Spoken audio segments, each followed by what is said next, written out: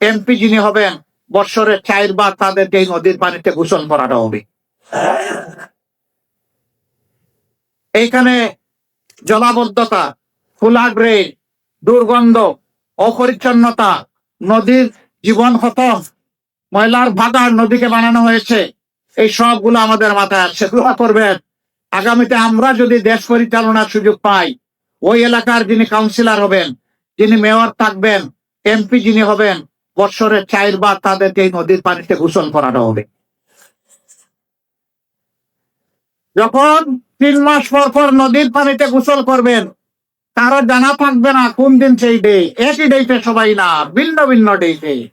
কাজে এই নদীর পানিকে মুক্তার মতো পরিষ্কার রাখতে তারা বাধ্য হবে।